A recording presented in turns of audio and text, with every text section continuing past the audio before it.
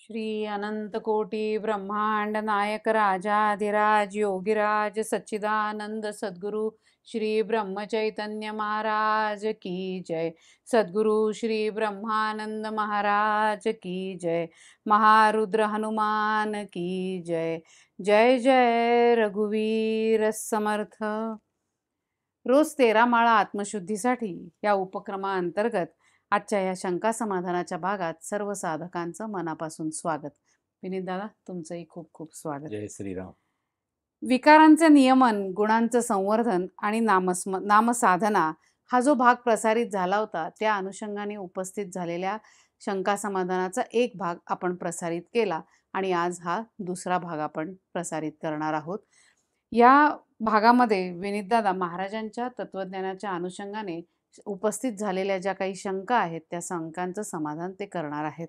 तर सुरुवात करूया विनीतदादा। प्रथम आजच्या या भागात तुमचं मनापासून स्वागत। मागच्या देखील भागामध्ये तुम्ही अनेक शंकांचं समाधान केलं, पण नवनवीन साधक आपल्या ह्या उपक्रमात सहभागी होत आहेत आणि त्या अनुषंगाने वेगवेगळ्या शंका पुन्हा उपस्थित होत आहेत। तर त्यातलं यावेळेला आपण नामसाधनेवरच्या बर शंकांचं समाधान घेऊया। बर आणि मग आचार वर्तन हे आचार वर्तन हा जो सगळा भाग आहे आपण पुढच्या ह्याच्यामध्ये भागात घेऊया। म्हणजे बर अजून एक भाग आपण करूया शंका समाधानाचा, बर म्हणजे आचार शुद्धी किंवा वर्तणूक कशी पाहिजे, बर हा पुढचा भाग आहे। बर पण आत्ता जे विशेष करून नामसाधनेच्या संदर्भामध्ये जे काही पुन्हा प्रश्न प्रश्न पडलेले आलेले आहेत आहेत। त्याच्याविषयी आपण आज चिंतन करूया। चालेल ना। महाराजांच्या कृपेने ते चिंतन होईल। बर, तर सुरुवात करूया।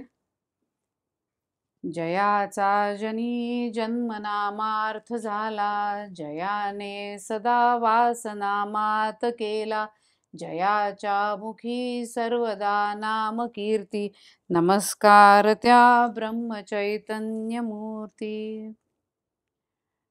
साधकांनी असं विचारलंय की रोजची उपासना आता आपण करतोय 13 माळा आत्मशुद्धीसाठी आणि इतर वेळेलाही करतो आपण, जसा वेळ मिळेल तसा।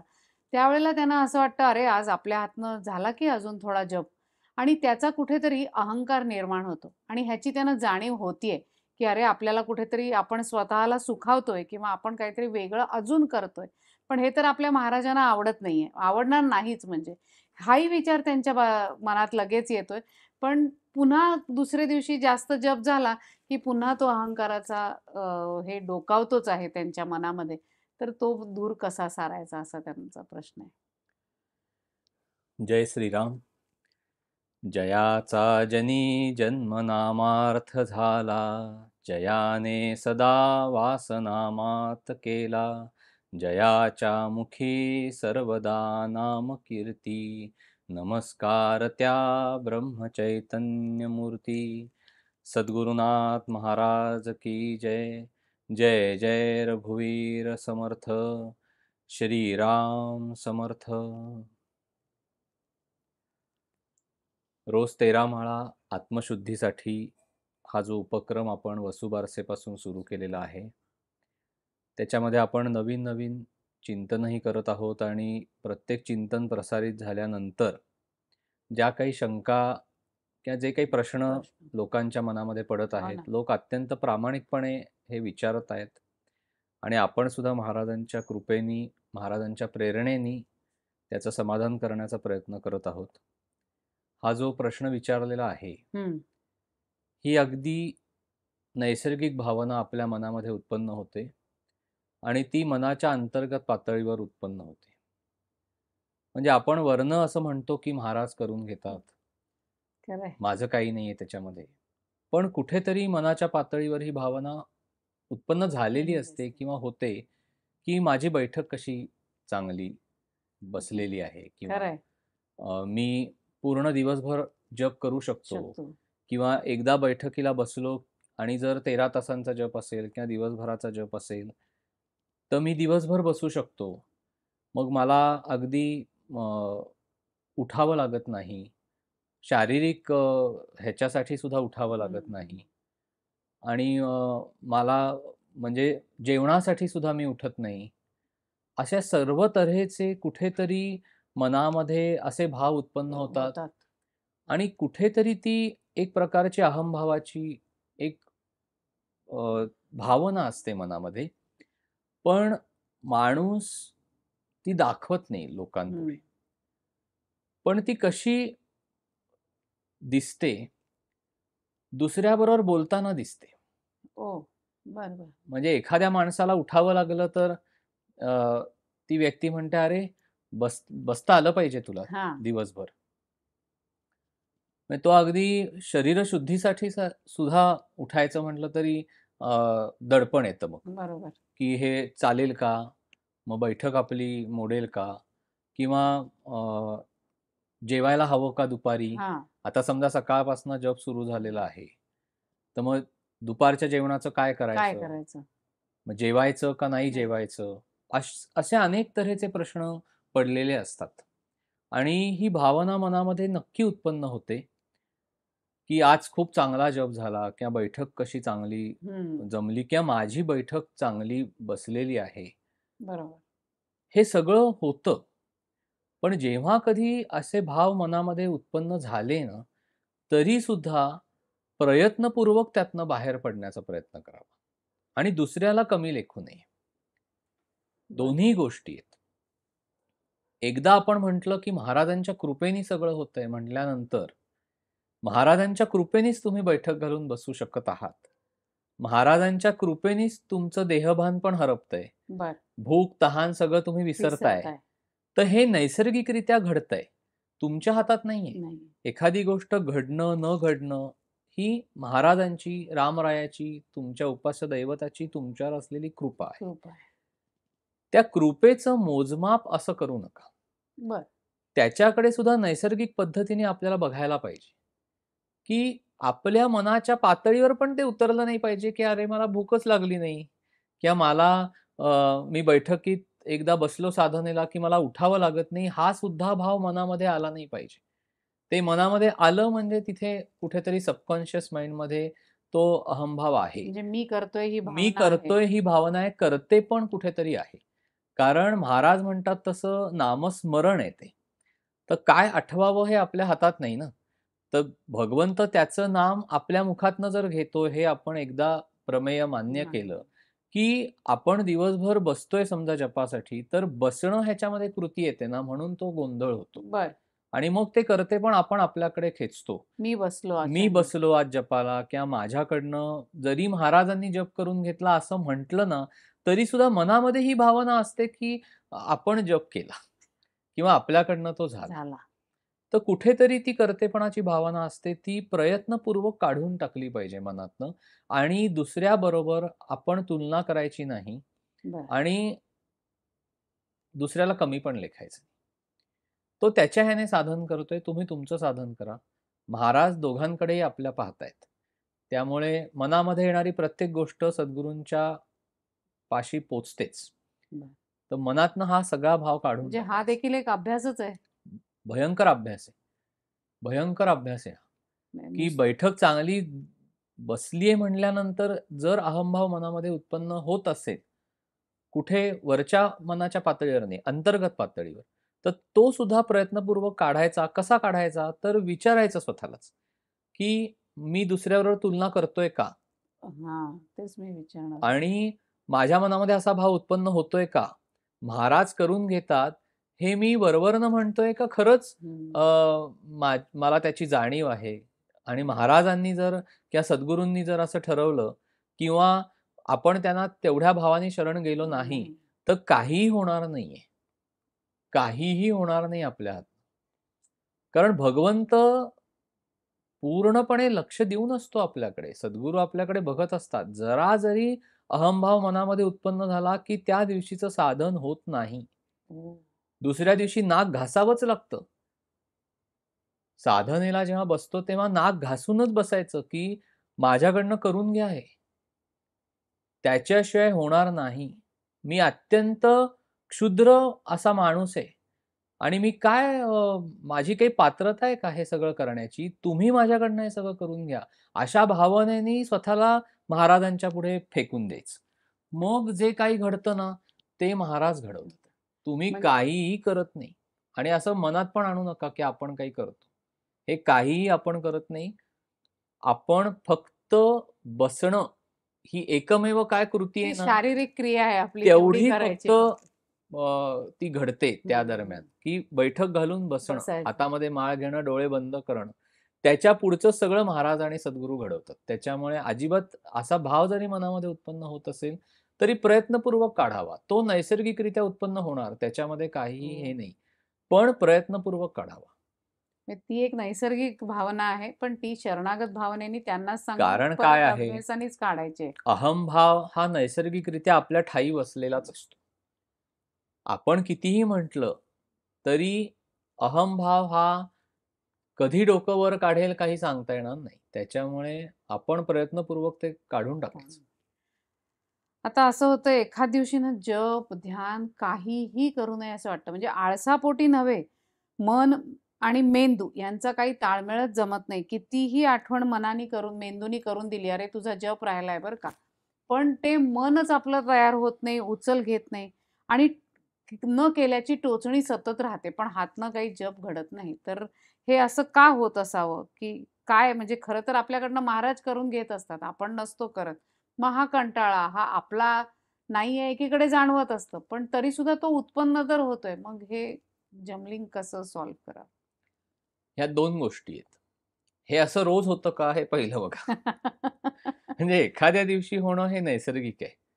कारण आपण शेवटी माणसं आहोत. यंत्र नाही आहोत. नाही. त्यामुळे कधीतरी असं होणार, की तुमचं अजिबातच लक्ष लागत नाहीये किंवा तुमची मनाची अवस्था आनंदित नाही, प्रफुल्लित नाहीये. काहीतरी कारणाने तुमचा मूड गेलेला आहे. अगदी साध्या भाषेमध्ये हां. सांगायचं तर, की मला आज काहीही करावंसं वाटत नाही. ठीक आहे, तुम्ही निसर्गाप्रमाणे जा. पण एखाद्या दिवशी ठीक आहे. रोज जर तुम्हाला असं वाटत असेल, तर मग काहीतरी गडबड आहे. पण ज्यावेळेला तुम्हाला नाही ना वाटत आहे करावंसं, महाराजांना किंवा सद्गुरूंना सांगायचं. पण त्यावेळेला दुसऱ्या पद्धतीने अनुसंधान ठेवण्याचा प्रयत्न तुम्ही नक्की हां. करू शकता. मग काहीतरी ऐका, काहीतरी देवाचं किंवा सद्गुरूंचं काही वाचा, हं, काही हं. तत्वज्ञान वाचा, एखादा ग्रंथातला काही भाग वाचा. वाचा. काहीतरी करून तुम्ही कने अ, अनुसंधान ठेवा. अनुसंधान ठेवा. ठीक आहे, एखाद्या दिवशी होतं की काहीही करावंसं वाटत नाही. निसर्गाप्रमाणे जा, पण हे रोज नाही वाटलं पाहिजे. आणि मनाला टोचणी लावून घेऊ नका. कारण शेवटी आपण माणूस म्हणून कुठेतरी कमी पडणार आहोत. हं. आपल्या सद्गुरूंना पण हे माहिती असतं. तर ठीक आहे, ते सुद्धा आपल्याकडे बघत असतात. आपण सदैव ह्या भावाने राहिलं पाहिजे, की आपण साधक आहोत. महाराजांचा अनुग्रह घेतलाय किंवा आपण एखाद्या सद्गुरू तत्वाला मानतोय, तर ते सद्गुरू तत्व तुमच्याकडे सतत 24 तास तास बघत. बघत असतंच. कारण ते इथे जाऊन बसलेलं असतं ना. हो. त्याच्यामुळे त्यांना माहितीच असतं सगळं. हं. तर एखाद्या दिवशी ठीक आहे, की नैसर्गिकरित्या आपल्याला असं वाटलं, की आज काही नाही करावं असं वाटत आहे, तर शांत बसून राहा. डोळे मिटा, शांत बसा, सद्गुरूंना आठवा, परमेश्वराला आठवा. काही नाही केलं त्या दिवशी तरी चालेल. चालेल. आठवण ठेवा, स्मरण ठेवा, बस ह्याच्या पलीकडे काही नाही. पण हे रोज नाही घडता कामा. म्हणजे एखाद्या दिवशी आपण समजू शकतो. पण जर आळसानी आपल्याकडनं बसणं होत नसेल, कारण बऱ्याचदा आपल्याला हा अनुभव येतो, की पहाटे आपल्याला जाग येते. येते. पण अगदी खरं आहे. आपल्याला थोडासा कंटाळा आल्यासारखा वाटतो किंवा झोप पूर्ण झाली नाही असं वाटतं. मग आपण स्वतःलाच म्हणतो, की की 10 जाऊ दे मिनिटात एक 10 उठूच. मिनिटं आपण थोडा वेळ झोपूया. हां. मग बसू जपाला. पण मग डोळा लागला तर मग 1 तासाभराने जाग येते. मग अगदी, अगदी. आपली वेळ निघून गेली. गेली. तर महाराज किंवा सद्गुरू काय म्हणतील, की तुम्हाला उठवलेलं होतं. तुम्ही बसला नाहीत. त्याच्यामुळे एखाद्या दिवशी ठीक आहे, पण रोज नाही घडलं पाहिजे. हं. आता काही लोक असा एक प्रश्न आलाय, की मुळात आवड सात्विक गोष्टींची आहे. पण आपण व्यावहारिक जगात वावरत असतो. त्याच्यामुळे बाह्य गोष्टींमुळे मन काही वेळेला सात्विक वृत्तींपासून दूर जातं आणि ते जेव्हा दूर जातं, तेव्हा काही गोष्टींचा जो परिणाम होत असतो, त्याने आक्रोश मनात निर्माण होतो, द्वंद्व सुरू होतं. तर ते हे ऑन ऑफ किंवा स्विच ओव्हर कसं करायचं? 2 गोष्टी आहेत. जसं महाराज सांगतात तसं तुम्ही प्रपंचामध्ये आहात, तिथेच तुमचा परमार्थ पण सुरू झालेला आहे. हो, हे जमिनीवर पडलेलं नाणं जसं उचलून दोन्ही बाजू हातामध्ये येतात, येतात. तसं आपण प्रपंचामध्ये आहोत, आपला जन्म झालाय, एकीकडे आपण प्रपंची आहोत, तर आपण परमार्थ पण एका बाजूने आपला चालूच आहे. तो काही असं नाही, की मी माझा प्रपंच आजपर्यंत पूर्ण करीन आणि आता उद्यापासून परमार्थ करायला सुरुवात करीन, असं असं नसतं. नाही. त्यामुळे प्रापंचिक गोष्टींमुळे कुठेतरी त्या विषयामध्ये रमणं, हं. त्यातनं आनंद घेण्याचा प्रयत्न आपल्याकडनं होणं, हो ना. हे नैसर्गिक आहे. तो आनंद शाश्वत नाही हे आपण बघितलं. प्रपंचाचं हो. स्वरूप ह्याच्यामध्ये आपण हे सगळं सत्य बघितलेलं आहे. असत्य बघितलं असं. त्यातनं मिळणारा आनंद फार काळ टिकत नाही, हेही आपण बघितलं. बरोबर. शेवटी वरवरनं सुखाचा वाटणारा प्रपंच हा नंतर दुःखमय होतो, हेही अगदी आपण बघितलं. मग ह्या सगळ्या ह्याच्यामध्ये भगवंताचं अनुसंधान हं. किंवा नामस्मरण हे आपल्याला थोडंसं चिकाटीनी करावं लागतं. बरं. म्हणजे ती जी सात्विकता आहे, जी हं. आपल्याला उपासनेतून किंवा साधनेतून मिळते, मिळतीये. ती बाह्य विषयांमध्ये रमल्यामुळे कुठेतरी आपला संपर्क हा रजो गुणाकडे. गुणाशी किंवा रजोवृत्तीशी किंवा तामसी वृत्तीशी सुद्धा काही वेळेला हो. येतोच. अगदी बरोबर. त्यामुळे आपला सत्वगुण क्षीण होतो. अशा लोकांशी किंवा अशा गोष्टींच्या संपर्कात आल्यामुळे. काही वेळेला हे संपर्क टाळणं शक्य नसतं. हो. आपल्याला कळतं, की एखादी व्यक्ती तामसी वृत्तीची आहे. वृत्तीची आहे किंवा एखादी व्यक्ती रजो वृत्तीची आहे. तर ते त्यांची सुख उपभोगणार. तामसी वृत्ती असलेली व्यक्ती तशा ह्यानेच आपल्याशी वागणार. आपण सत्वगुण धरलेला आहे. आता काय आहे, प्रत्येक जण हा त्रिगुणी मायेच्या बंधनामध्ये अडकलेला आहे. हो ना. असं नाहीये. तुमच्यामध्ये सुद्धा रजो आहे. गुण आहे. अगदी. तुमच्यामध्ये सुद्धा कधीतरी तमोगुण उत्पन्न होतोच. कारण क्रोध उत्पन्न झाला, तोंडातून अपशब्द बाहेर पडले, की तमोगुण हा आलाच ना बाहेर. हं. किंवा तुम्हाला प्रापंचिक सुख उपभोगावसं वाटणं किंवा जे काही बाह्य जगामध्ये दृश्य जगामधलं जे सुख आहे, ते उपभोगावसं वाटणं, चांगले कपडे घालणं, चांगल्या पद्धतीने राहणं किंवा चांगल्या ठिकाणी राहणं, हं.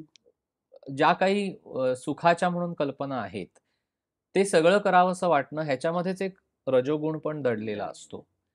आणि हे सगळं करत असताना जो साधनी किंवा उपासनेवर जाणारा माणूस आहे, त्या मार्गाने चालणारा माणूस आहे, त्याच्यामध्ये सत्वगुणाची वाढ एकीकडे होत असते. हं. त्यामुळे तिन्ही गुणांमध्ये तो अडकलेला आहे, बंधनामध्ये आहे. कुठल्या गुणाचं प्राबल्य जास्त आहे, त्यानुसार ती व्यक्ती तशी समजली जाते. म्हणजे एखाद्यामध्ये सत्वगुण जेव्हा जास्त प्रमाणामध्ये असतो, त्यावेळेला आपण त्याला म्हणतो, की हा सात्विक माणूस आहे हं. किंवा हा तामसिक आहे. तामसिक प्रवृत्तीचा आहे. कारण बरोबर. त्या गुणाचा प्रभाव जास्त आहे. जास्त. किंवा रजोगुण म्हणजे जो माणूस पूर्ण ह्याच्यामध्येच विषयाचं सुख उपभोगण्यामध्ये जो पूर्णपणे मग्न आहे किंवा गुंगलेला आहे, तो साधारण रजोगुणी समजला जातो. तर जेव्हा ह्या सगळ्या प्रवृत्तींशी आपला संबंध येतो हं. दिवसभरामध्ये, तर त्यावेळेला कुठेतरी आपला सत्वगुण क्षीण होतो. बरोबर. तर तो उपासनेनेच वाढवायचा.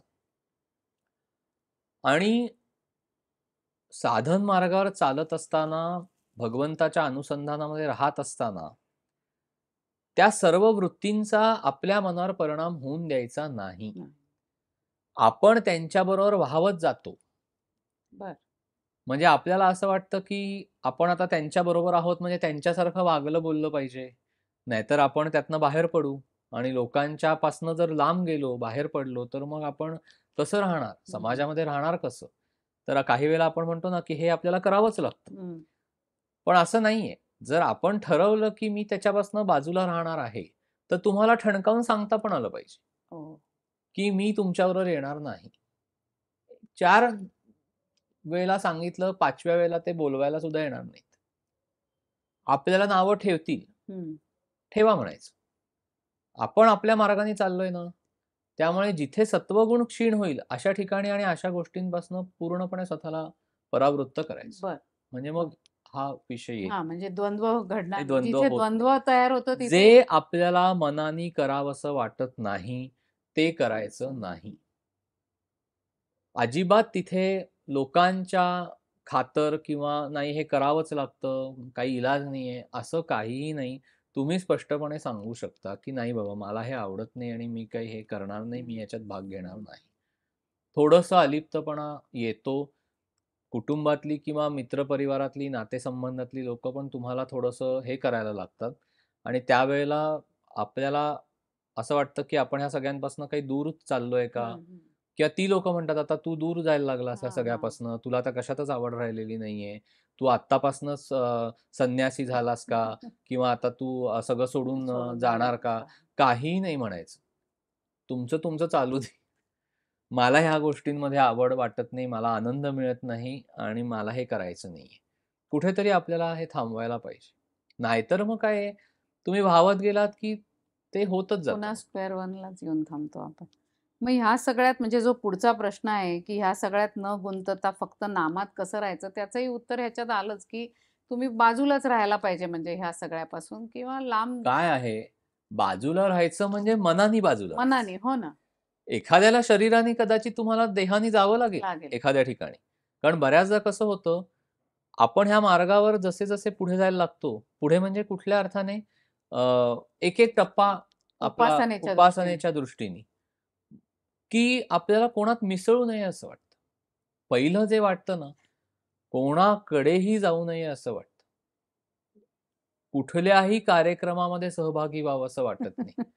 काहीही करावंसं वाटत नाही. म्हणजे गेट टुगेदरला जावंसं वाटत नाही, कुठल्या लग्न कार्यात जावंसं वाटत नाही. ते सगळे नातेवाईक जमले, गोल करून बसतात ना, हो. एकमेकांचं काय चेष्टा-मस्करी चाललेली असते, गॉसिप चाललेलं असतं, कोणाविषयी बोलणं चाललेलं असतं. ह्यात भाग घेऊ नये असं वाटतं, तिथे जाऊच नये असं वाटतं आणि मग घरचे म्हणतात, की "अरे, मग घरातलं एवढं लग्न आहे, जवळचं लग्न आहे किंवा एवढा मोठा कार्यक्रम आहे, यायला पाहिजे." हो. काहीही करावंसं वाटत नाही. म्हणजे एक प्रकारची उदासीनताच येते हं. आणि आपल्याला कळत असतं, की मला जायचंय, पण मनातनं जाऊ वाटतंय, की हां. जाऊ पण नये. तर अशा वेळेला देहाने जायचं. थोडंफार आपलं काय तिथे कर्तव्य आहे, ते ते करायचं. करायचं. बसायचं शांतपणे. कोणी आलं बोलायला, तेवढ्यापुरतं बोलायचं. पण मनातल्या मनात आपण आपल्या ह्याच्यात राहिलं पाहिजे, ही पहिली गोष्ट. बरं.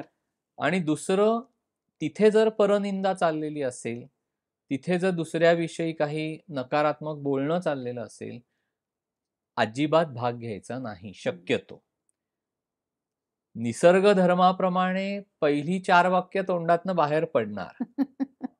पण धक्का बसला पाहिजे. हं. अरे, हे आपण काय करतोय?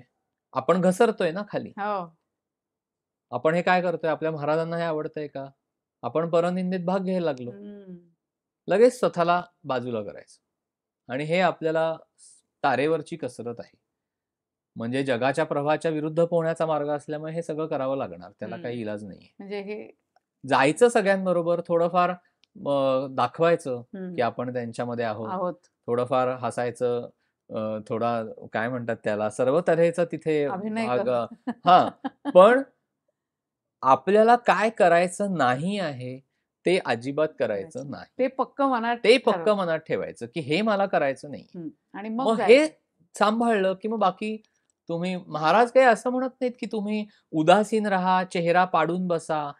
ते काही साधनी माणसाचं नाही साधनी माणूस हा आनंद सगळ्यांना देत येत असतो. असतो. म्हणजे तुम्ही अगदी नुसते छान. आलात, की लोकं लोकं खुश. आनंदित व्हायला पाहिजेत बरोबर आहे. किंवा लोकांना असं वाटलं पाहिजे, "अरे वाह! छान हां. ह्या व्यक्तीचं" चैतन्य असतं हां. कारण ते. कारण साधनी माणसाच्या चेहऱ्यावर, त्याच्या देहबोलीमध्ये, वागण्या-बोलण्यामध्ये एक प्रकारचं मृदुता असते, ममत्व असतं. एक प्रकारची काळजी घेण्याची त्याची एक वृत्ती स्वभाव असते. असतो. तो आनंदी असतो. कारण तो आनंद दुसऱ्यावर अवलंबून नसतो ना. नाही, नाही. त्याला तो आतनं मिळालेला आनंद असतो.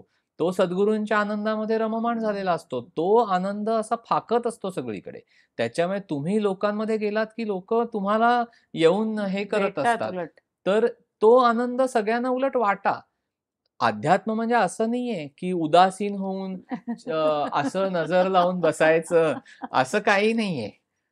आनंदात राहा. महाराज म्हणतात ना, खा, प्या, मजा करा, सगळं करा. पण हे भगवंताच्या स्मरणामध्ये करा, हं. बास. उदासीन राहून अजिबात राहायचं नाहीये. नाही. छान राहायचं, पण मनामध्ये स्मरण पाहिजे आणि ज्या नकारात्मक गोष्टी आहेत, ज्या आपल्याला करायच्या तिथे नाहीयेत, हे जे जायचं. महाराजांनी आपल्याला सांगितलंय, त्यात भाग घ्यायचा नाही. नाही. एवढं सांभाळलं की सगळं होतं मग. मनातले वाईट विचार पूर्ण नाहीसे होण्याकरता काय करावं? मनामध्ये सर्व तऱ्हेचे विचार येणार. हो ना. असं नाहीये, की कुठलाच आता माझ्या मनात वाईट विचार येत नाही, असं हां. होऊ शकत नाही. स्वच्छ कोरं पाटीसारखं नाही, कधीच पण हे नसतं. अनैसर्गिकच आहे. बरोबर. असं होत नाही. षडविकार आहेतच. अगदी. महाराज म्हणतात तसं ते तुम्हाला परमेश्वरानेच दिलेले आहेत. कारण मुळात जन्मच त्याच्या विकारातून झालेला आहे. त्याच्यामुळे तुम्हाला ते षडविकार तुमच्यामध्ये आहेतच. म्हणजे तुम्हाला राग येणार, द्वेष वाटणार, मत्सर वाटणार, कधी मग तुम्हाला काय म्हणतो त्याला, मोह पडणार. मोह पडणार, हवे नको पण हे सगळं नैसर्गिकरित्या तुमच्या मनामध्ये ते तरंग असे उमटत जातात. बरं. आणि हे मला हवं आहे, कुठे कंपॅरिझन होते, कुठे जाऊन आलो, की त्याला तर सगळं मिळालंय हो ना. आणि माझ्यापाशी काहीच नाहीये. ही भावना मनामध्ये येते. मग पैशाची तुलना केली जाते. मग सुखाची केली. सोशल स्टेटस असतं त्याची तुलना केली जाते. काही वेळेला द्वेष उत्पन्न होतो, काही वेळेला राग उत्पन्न होतो, संताप असतो, सगळं काही असतं. आपल्याला फर्स्ट स्टेपमध्ये हे एक्सेप्ट करता आलं पाहिजे, की नकारात्मकता आहे, ती पहिली मनामध्ये आली आहे ना, एक्सेप्ट करा. असं कसं झालं? किंवा हे विचारच मनामध्ये नाही हं. यायला पाहिजेत, असं नाही. हर तऱ्हेचे नकारात्मक विचार, चुकीचे विचार, वाईट विचार सगळे काही मनामध्ये येणार. पण पुढच्या टप्प्यावर सद्गुरूंच्या पाशी जेव्हा आपण बसतो, महाराजांच्या पाशी आपण जेव्हा बसतो आणि आपण जप करतोय, ध्यान करतोय, तेव्हा आपण उजळणी केली पाहिजे, की "अरे, का मला एवढा राग आला? बरं. काय एवढं झालं होतं? मग मी का स्वतःला थांबवू शकलो नाही? मी का कंट्रोल करू शकलो नाही? का माझ्या तोंडून अपशब्द बाहेर पडले? का मला एखाद्या व्यक्तीचा द्वेष वाटतोय? का मला जेलसी वाटते एवढी? हं. का एवढा मत्सर वाटतोय? काय घडतंय माझ्या मनामध्ये? कसला एवढा हेवा वाटतोय? काय होतंय? हं, किंवा हं. एखाद्या गोष्टीची हाव आहे, एखाद्या गोष्टीची वासना आहे. का एवढी वासना माझ्या मनामध्ये उत्पन्न होतीये? म्हणजे एखादा खाण्याचा पदार्थ आला, कुठेही गेलात तरी ती खाण्याची वासना काही जात नाही. जात नाही. एवढं का माझं हे होतंय? तपासा. बरं. स्वतःशी संवाद साधा. स्वतःशी संवाद म्हणजे स्वतःमधल्या सद्गुरूंशी आणि परमेश्वर तत्वाशी संवाद साधणं आहे. आणि मग संवाद साधल्यानंतर आपण त्याच्या पुढे अजून जायचं, की हळू ती गोष्ट क्षीण करत न्यायची, नामसाधनेच्या माध्यमातून. द्वेष वाटतोय का? त्याचं हे क्षीण करा, हं, हं. की न्यूट्रल भावना. प्रेम नाही वाटत आहे, ठीक आहे. पण द्वेषही नाही वाटला पाहिजे. बरोबर आहे. एवढी कशाची वासना आहे? 10 वेळा खा. 11व्या वेळेला ते संपेल. हां, हळू होतं. शमेल ते.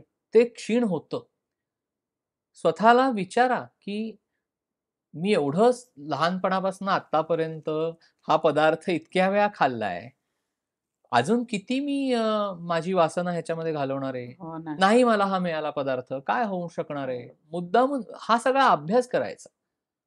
आपण कुठे खायला गेलो ना, की मनामध्ये मी हा पदार्थ आज मागवणार नाही. करून बघा. बरं. मला आवडतंय ना, मी मुद्दामून मागवणार नाही. काय होतं बघूया. दुसरा पदार्थ खाणार आहे. पोट भागणार, भूक भागणार आहे, पोट भरणार आहे. किती वेळा असं मी कंट्रोल करू शकतोय, नाही करू शकत आहे. सगळ्याचा अभ्यास करायचा. सर्व तऱ्हेच्या हो. वासना ज्या आपल्याला छळतात ना, मग त्याच्यामध्ये शारीरिक भोग असतील, कपडा लत्त्याची वासना असेल, मग वाहन सुख असतं. हो. म्हणजे काही माणसं पब्लिक ट्रान्सपोर्टनी जाऊ शकत नाहीत. वेळ आली तर हं म्हणजे. हां, मुद्दामून ठीक काय आहे, की जायचं नाही. मुद्दामून जा असं म्हणायचं नाहीये मला. पण सर्व तऱ्हेची तयारी मनाची होऊ शकतीये हे का? बघा. म्हणजे आता एअर कंडिशन नाहीये. हां. पंखा बंद झालाय. म्हणजे छोट्या-छोट्या गोष्टी, झोप लागत नाहीये. हे नाहीये, ते नाहीये. मुद्दामून करून बघा, बरोबर. की मी हे बंद केलं तर काय होणार आहे? म्हणजे हे साधंही माणसाने अभ्यास करायचा. हे बंद झालं. हे मला उद्या आयुष्यात नाही मिळालं. नाही मला बसनी जावं लागलं समजा. काय त्रास होतोय? करून बघा. रेल्वेनी जावं लागलं. हजारो माणसं रेल्वेनी जातायत. हं. मग मला गर्दी सहन होत नाहीये, मला असं होत नाहीये, तसं होत नाहीये, मला चालत नाही, माझं डोकं दुखतं, मला पित्त होतं, उन्हातनं जाऊन आलं की मला सहन होत नाही. हे सगळं अभ्यास करायचा. चूक बरोबर हे आपण बोलत नाहीये. साधनी माणसाने आपलं हे कशात अडकलेलं आहे, हे जे सगळं विषय सुख आहे, हे उपभोगा. महाराज म्हणतात ना, तुम्ही गाद्या-गिरद्यांवर लोळा. भगवंताची कृपा आहे तुमच्यावर. हो. तुम्हाला ते मिळतंय ना सुख उपभोगायला, भोगा. पण एक आठवण ठेवा, की भगवंतामुळे मिळतंय. आणि दुसरं महाराज सांगतात, की उद्या प्रारब्ध योगानुसार हे सुख मिळणं बंद झालं, तर माझ्या मनाची साधनी माणूस म्हणून काय भूमिका तयार करायची, तो अभ्यास पाहिजे. की आज सगळं सुख उपभोगायला मिळतंय, जरूर उपभोगा. अजिबात मिझरेबल आयुष्य जगण्याची आवश्यकता नाहीये. भगवंताने दिलंय का तसं तुम्हाला? नाही दिलंय. जगा, छान जगा. पण उद्या मला तसं नाही मिळालं, तर भूमिका कशी पाहिजे? किंवा माझ्या मनाची अवस्था कशी पाहिजे? की ठीक आहे, ही गोष्ट आज मला नाही मिळाली ना, चालणार आहे. मला सतरंजीवर सुद्धा झोप येणार आहे. ही जर भावना आपण मनामध्ये ती आणू शकलो किंवा त्याचा अभ्यास करू शकलो, तर मग त्या सुखामध्ये आपण लिप्त होत नाही. आणि मग ते मिळालं काय, नाही मिळालं काय, आपल्याला जर काही फरक पडणार नाही टू सम एक्सटेंट, बरोबर. तरी सुद्धा बऱ्यापैकी अलिप्त भावना आल्याचा त्याच्यामध्ये भाग आहे. बरं, म्हणजे तक्रारी थोडक्यात कमी होतात आपल्या हळू-हळू साधनी ते सगळं मार्गावर जसं आपण चालत जात. आता हे वाईट विचार आणि मलिनता, ह्या 2 वेगळे भाग आहेत का? वाईट विचारांमुळे मलिनता आपल्या मनाची वाढते. मग तसं असेल तर ती कशी घालवायची? आपण आता बघितलं तसं, की नकारात्मक विचार किंवा चुकीचे विचार, वाईट विचार हे मनामध्ये येणार. तुम्ही त्याला खतपाणी घालताय का? ही पहिली गोष्ट आहे. द्वेष उत्पन्न झाला. तो द्वेष तुम्ही वाढवत नेलात सपोज. एखाद्या व्यक्तीच्या विषयी तुम्हाला द्वेष उत्पन्न झाला. काही प्रसंग घडला, घटना घडली, राग आला. ती व्यक्ती तुम्हाला काहीतरी बोललेली आहे. 10 वर्षापूर्वी बोललेलं सुद्धा आज माणूस विसरत नाही. ही फॅक्ट आहे. हो, खरं आहे अगदी. हे होतं, की आपण नाही विसरू शकत. काहीतरी माणूस आपल्याला काहीतरी बोललेला असतो. जुन्या काही प्रसंगामध्ये आपला अपमान झालेला असतो. त्यात काही आपली चूक पण नसते. पण ती व्यक्ती बोलून झालेलं असतं. ती व्यक्ती विसरून पण गेलेली असते. आपल्या डोक्यामध्ये मात्र ते राहिलेलं असतं. आणि आपण नाही ते विसरू शकत. द्वेष उत्पन्न झालाय. पण तुम्ही तो द्वेष किती दिवस मनामध्ये ठेवणार आहात आणि तो क्षीण करणार आहात की नाही, हे तुम्ही ठरवायचे. तुम्ही त्याला रोज खतपाणी घातलत, म्हणजे आपली नैसर्गिक प्रवृत्ती कशी होते, आपण रोज मागच्या घडून गेलेल्या सर्व नकारात्मक गोष्टींची रोज उजळणी करतो. खरंय. म्हणजे ही व्यक्ती मला असं म्हणाली, म्हणजे आपण कोणाला तरी ते सांगत असतो, शेअर करत असतो, मन मोकळं करत असतो. मग आपण पुन्हा तेच विषय रोज बोलत असतो किंवा रोज मनातल्या मनात आपण ह्याची उजळणी करत असतो, की तेव्हा मला असं झालेलं, तेव्हा मला बोललेले आहेत. आता मी नाही तसं करणार. मी माझं बरोबर प्रत्येकाचे दिवस असतात वगैरे असं आपण म्हणतो. प्रत्येकाला भोगावं लागतं. तेव्हा तुझी वेळ होती, आज माझी वेळ आहे. आज आता तू हे कर. हे सगळं रिव्हेंज घेण्याची जी मानसिक प्रवृत्ती असते ना, ह्याने आपल्यालाच त्रास होतो. काहीही त्या माणसाचं बिनसत नाही. म्हणजे तुम्ही तेव्हाही दुःख भोगलत. आता बदला घेण्याची जी प्रवृत्ती आहे किंवा त्या व्यक्तीला धडा शिकवण्याची जी प्रवृत्ती आहे, त्याने तुम्ही पुन्हा स्वतःला मलिन करता. त्याच्यामुळे तुम्हाला नक्की काय करायचंय ते पहिलं तुम्ही ठरवा. जर तुमच्या डोक्यातनं हे जात नसेल, तर त्याच्यापाशी जाऊन उभे राहा आणि त्याला सांगा, की "बाबा तू हे सगळं जे बोललास ना, ते मला आवडलेलं नाही. ह्याच्यानंतर तू मला परत ह्या भाषेत येऊन बोललास, तर तुला तसंच ऐकावं लागेल." ही तरी हिंमत करायला पाहिजे. आणि मग एकदाच बाजूला व्हायचं त्या गोष्टीतनं. मग परत त्याचं ते नाव डोक्यातनं काढूनच टाकायचं. तो प्रसंगही हळू विसरायचा. मग जाऊन सांगा, आता ती व्यक्ती हयात नाहीये सपोज, गेलेली आहे मागे. तर विसरूनच जाते सगळं. आणि ती व्यक्ती रोज तुम्हाला त्रास देत असेल, तर तुम्ही त्या व्यक्तीला ठणकावून सांगण्याची हिंमत पण करा. कारण आपल्याला कधीतरी ते करावं लागणार ना. प्रत्येक वेळेला काय आपण अशा पद्धतीने आयुष्य जगण्याची आवश्यकता नाहीये, की साधन मार्गावर आहे, मग आपण असं नाही वागायचं. कधीतरी त्या व्यक्तीला त्याची जाणीव पण करून द्यायला पाहिजे, की बाबा तू चुकतोयस. व्यवहाराचा भाग व्यवहाराच्या ह्यानेच बघायला पाहिजे. प्रत्येक वेळेला काही असं आपण हे करून चालणार नाही. त्याच्यामुळे तुम्ही ठरवा, की मनामध्ये अशुद्ध विचार आले, मलिनता आली जरी, तरी ती किती काळ टिकवून ठेवायची मनामध्ये? का ते स्वच्छ करत न्यायचंय रोज? बरोबर ते आहे. स्वच्छ म्हणजे डोक्यातनं काढून टाकायचं काढून सगळं, टाकायचं. मनातनं काढून टाकायचं. त्याचा विचार करत बसायचा नाही. आपण काय करतो, रोज त्याचा विचार करतो. त्या घटनेचा, त्या व्यक्तीचा रोज विचार करतो. बरोबर आहे.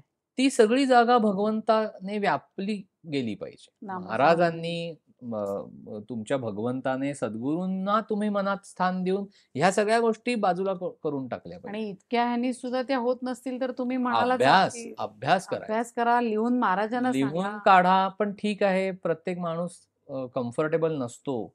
पण मनाने तर तुम्ही बोलू बोलू शकता. शकता. पण तुम्ही बोलून मोकळे व्हा. त्या व्यक्तीला जाऊन बोलून बोलून मोकळे व्हा, मोकळं. की हे तुझं चुकलेलं आहे, हे मला आवडत नाही. ह्याने मला पण त्रास होतो, घराला त्रास होतो आणि तुम्ही यातनं बाहेर पडा. आणि एकदा सांगायचं आणि नंतर त्या व्यक्तीला प्रारब्ध योगावर सोडून सोडून द्यायचं. द्यायचं. पण पण मग मनामध्ये मलिनता आपण शक्यतो ठेवायची नाही. रोज नवीन दिवस आला ना, की महाराज म्हणतात तसं भगवंत रोज संधी देतो आहे. काल जर भांडण झालं, काल आपला एखादा वाद झाला, तर आज मन मलिन करायचं नाही. बरं.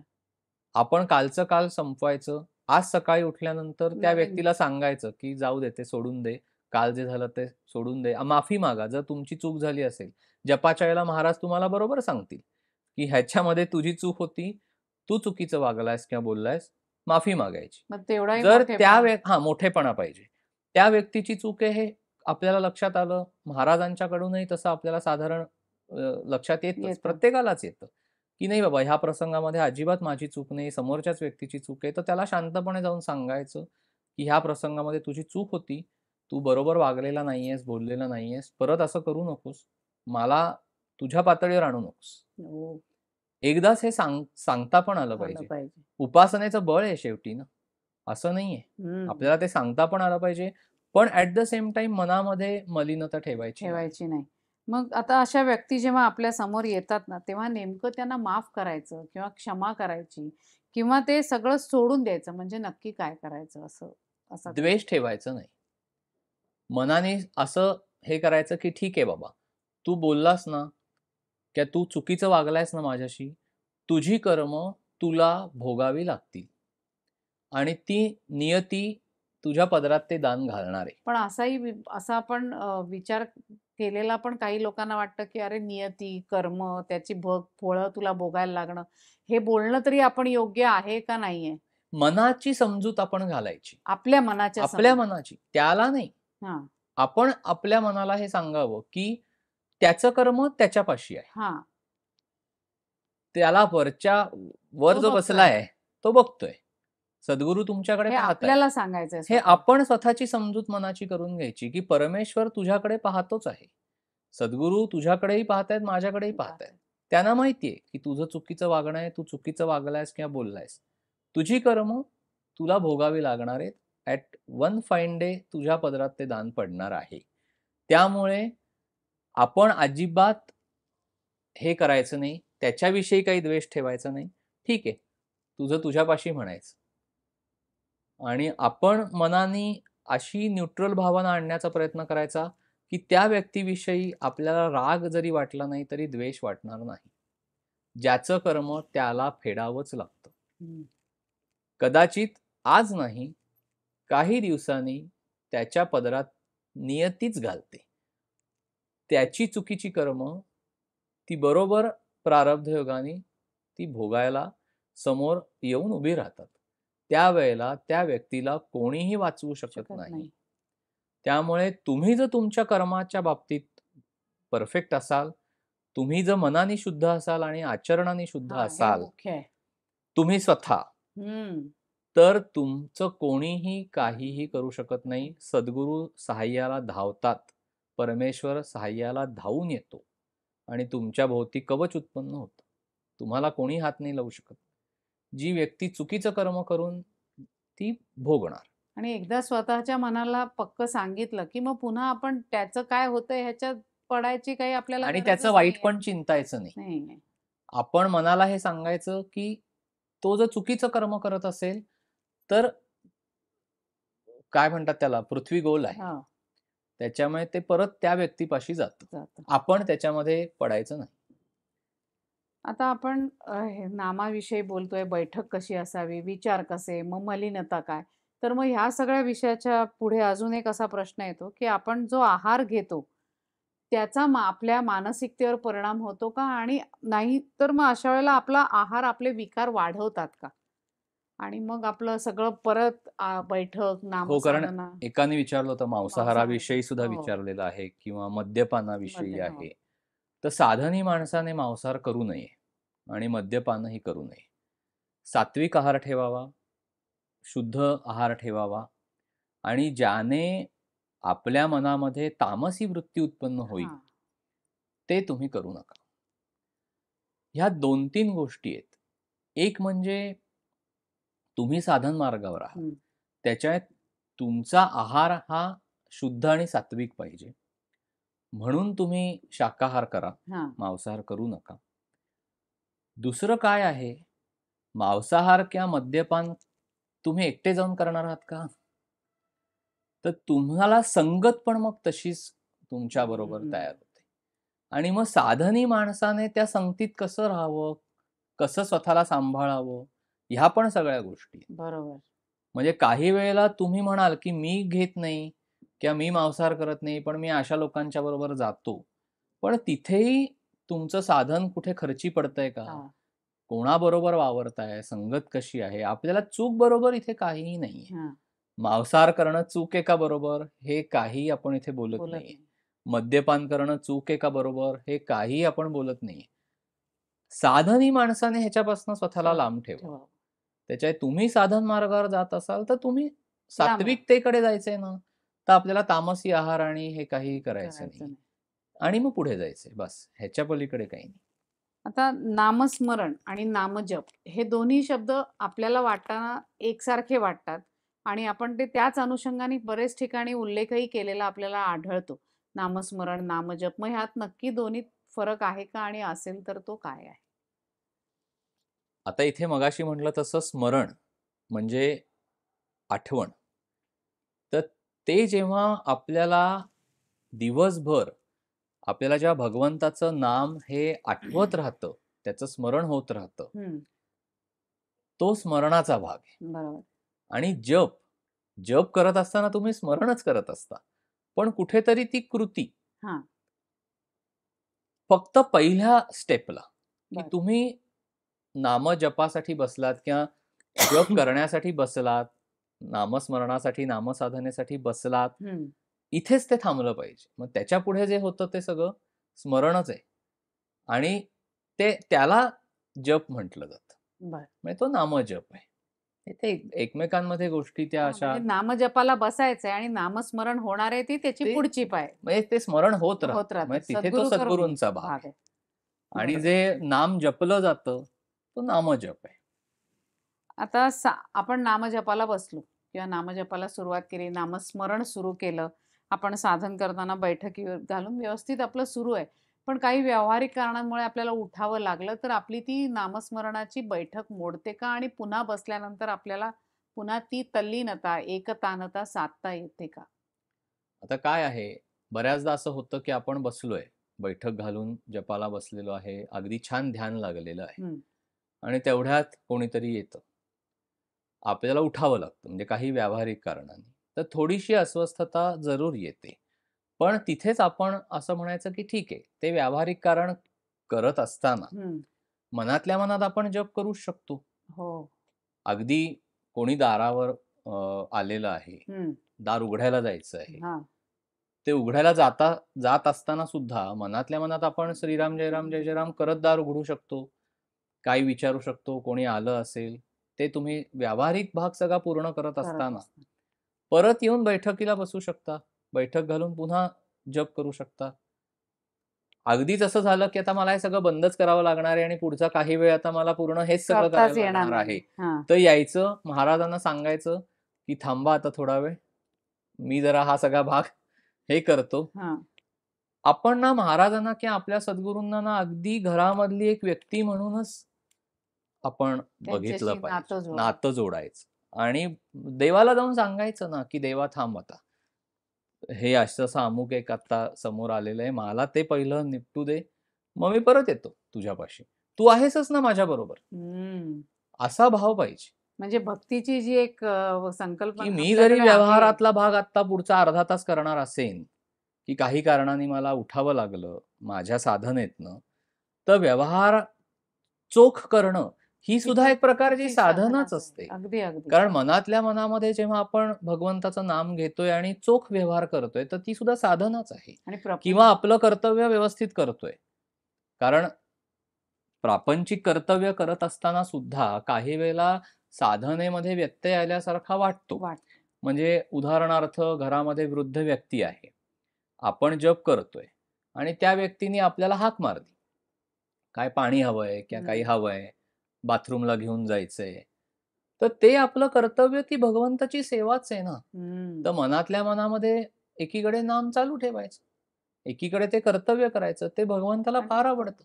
हं. छोटी मुलं असतात, मधनंच उठतात. हो.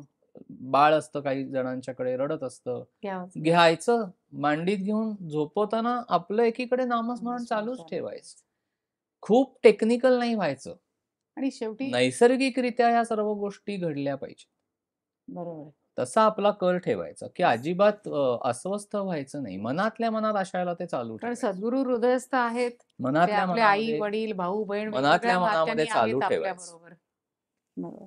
पण एवढं सगळं आता तुम्ही सांगताय दादा, पण तरीही लोकं म्हणतायत, की नामस्मरण करताना मनाची एकाग्रता साधली जात नाही. पुन्हा बैठकीवर आल्यावर म्हणा किंवा सुरुवात करतानाच एखाद दिवशी नाहीच काही करता येत. तर त्याच्यासाठी आपण हे एकदा केलं, शरणागत भाव पत्करला, दुसऱ्यांदा केलं, पुन्हा तोच अनुभव येतो, तर काय करायचं आता? पहिलं शोधा, की मनाची एकाग्रता का होत नाहीये? हं. म्हणजे कुठले विचार मनामध्ये येतायत? हे पहिलं बघा. तुम्हाला व्यवहारामधल्या गोष्टी ज्या त्रासदायक असतात असतं. ना, त्या सगळ्या तुम्हाला त्या नामस्मरणाच्या वेळेला तुमच्या मनामधनं व्हायला सुरुवात हं. झालेली असते. ते सगळं भगवंतापाशी अर्पण करत राहायचं. महाराजांना सांगत राहायचं. आला ना विचार, विचार का आला म्हणून अस्वस्थ व्हायचं नाही. हां. महाराजांना तो मनातनं तुमच्या कायमचाच काढून टाकायचा आहे म्हणून आणलेला आहे. बरोबर. तर विचार वाहून द्यायचे. एकाग्रता साधण्यासाठी मनाची सुद्धा अशी बैठक आपण घातली पाहिजे, की अरे हा विचार येतोय का माझ्या मनात? महाराज मला नाही ह्याच्यावर अजिबात पुढे जाऊन विचार करायचा नाही. कारण महाराज म्हणतात तसं एखादा विचार आला, की आपण आपल्या कल्पनेने त्या विचारांना फाटे फोडतो. बरोबर आहे. आपण आपली मनोराज्य करत बसतो. हं. म्हणजे विचार एक आलाय, पण तो त्रयस्थ दृष्टीने पहा. तू जा बाबा तुझ्या वाटेने.